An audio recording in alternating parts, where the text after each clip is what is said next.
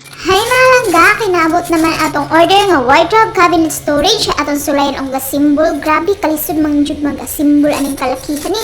Pero no choice ta ni mga langga kay kailangan jud magkugi og symbol kay nanginahanglan man. Kay kung katugong drawer akong paliton mga langga, medyo mahal-mahal jud siya, dili jud ta ka-afford ato. So, nantinin na lang jud ta daani mga langga.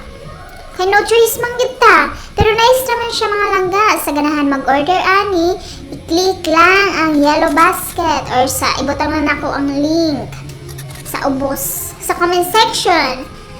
Ah, grabe, pagkalisura man gyud ani mga langga. Pero nagpatawag jud ko ani lang mga langga. Tulo ka buok pinagtabang ani pero dugay kayo na human. Pero ako syempre ako jud makita sa camera kay ako may bida.